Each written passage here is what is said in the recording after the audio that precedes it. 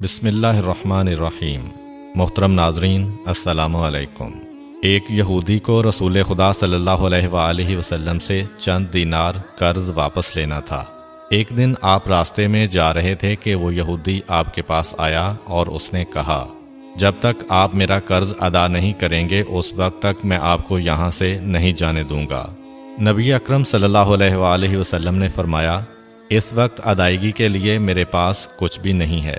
یہودی نے کہا، جب تک آپ میرا قرض واپس نہیں دیں گے میں بھی آپ کو یہاں سے جانے نہیں دوں گا۔ آپ نے فرمایا، اگر یہ بات ہے تو میں تیرے ساتھ یہیں بیٹھ جاتا ہوں۔ یہ کہہ کر آپ اس کے ساتھ بیٹھ گئے۔ جیسے جیسے وقت گزرتا گیا آپ کے صحابہ وہاں جمع ہوتے گئے۔ جب انہوں نے یہودی کی یہ جسارت دیکھی تو انہوں نے اس کو سزا دینے کا ارادہ کیا۔ آپ نے انہیں ہر طرح کی تادیبی کارروائی سے روک دیا اور فرمایا کہ تم دور چلے جاؤ۔ حکم رسول کے تحت صحابہ دور چلے گئے۔ سورج لمحہ بلمحہ گرم ہو رہا تھا اور اس کی تپش سے آپ کو اذیت پہنچ رہی تھی، یہاں تک کہ آپ کے چہرہ اطہر سے پسینہ بہنے لگا۔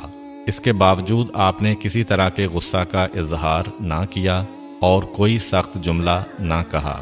آپ سارا دن وہیں بیٹھے رہے اور ظہر، عصر اور مغرب و عشاء کی نمازیں وہیں پڑھیں۔ پھر رات چھا گئی۔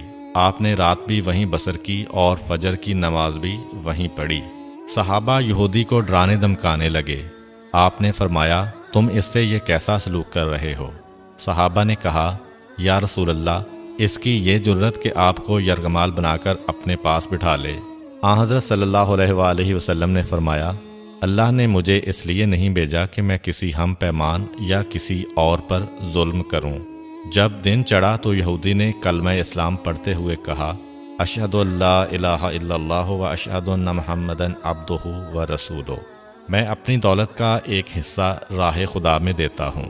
میں نے آپ کو اس لیے نہیں روکا تھا کہ میں آپ کی توہین کروں۔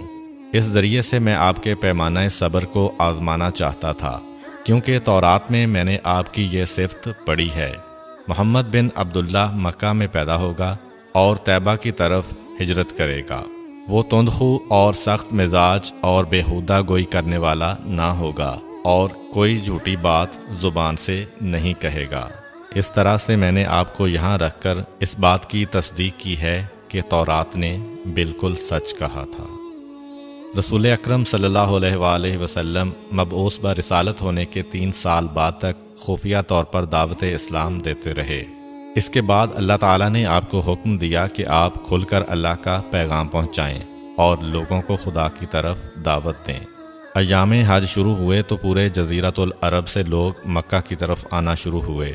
نبی اکرم صلی اللہ علیہ وآلہ وسلم کوہ صفا پر چڑھے اور آپ نے بلند آواز سے فرمایا، لوگو، میں اللہ کا رسول ہوں، تم اللہ رب العالمین پر ایمان لے آؤ۔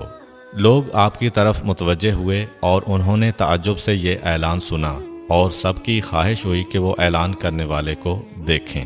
پھر آپ صفا سے اتر کر مروہ آئے اور وہاں پر بھی آپ نے 3 بار یہی اعلان کیا۔ جب ابو جہل نے آن حضرت صلی اللہ علیہ وآلہ وسلم کا یہ اعلان سنا تو اسے سخت غصہ آیا۔ اس نے زمین سے ایک پتھر اٹھا کر آپ کی پیشانی پر مارا، جس سے آپ کی پیشانی زخمی ہو گئی، خون بہنے لگا اور آپ کا پورا چہرہ لہو لہان ہو گیا۔ اس کے بعد تمام مشرکین آپ کو پتھر مارنے لگے۔ نبی اکرم صلی اللہ علیہ وآلہ وسلم مجبور ہو کر کوہ ابو قبیس پر چڑھ گئے اور ایک چٹان کے پیچھے جا کر چھپ گئے۔ مشرکین نے بھی آپ کا تعاقب کیا لیکن آپ انہیں کہیں دکھائی نہ دیے۔ ناکام و نامراد ہو کر انہیں واپس آنا پڑا۔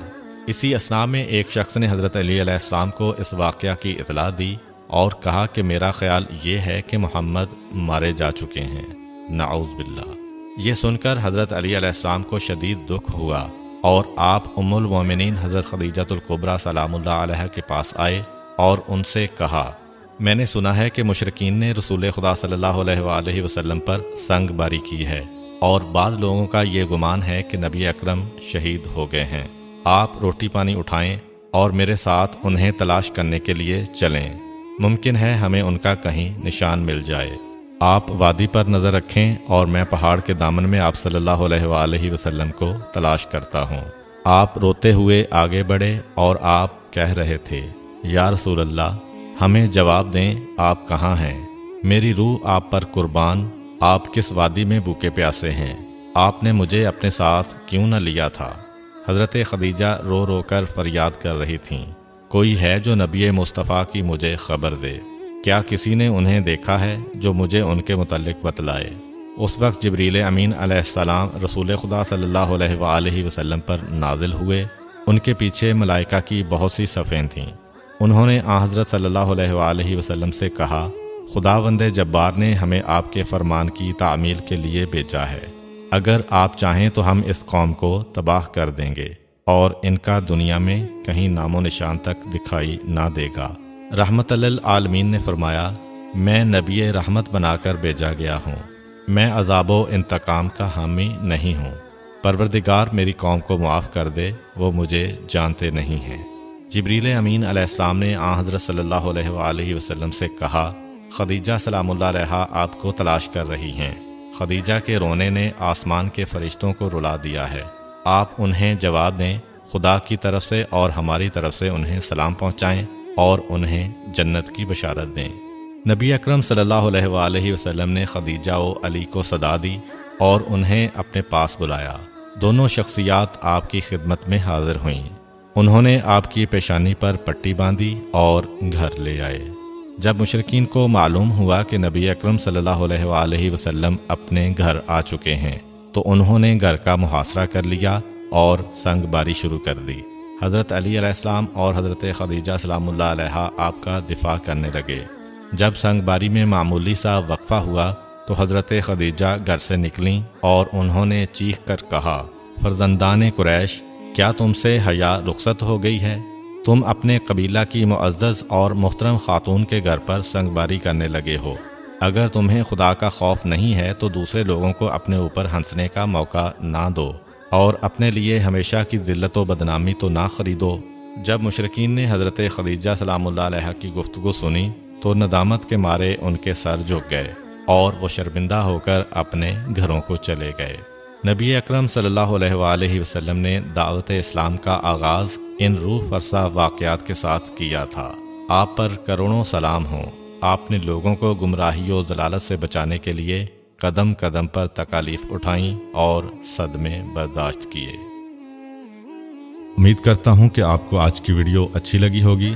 اگر آپ کو ہماری ویڈیو اچھی لگی ہے تو ویڈیو کو لائک کریں اور مزید اس طرح کی ویڈیوز دیکھنے کے لیے ہمارا چینل سبسکرائب کر لیں۔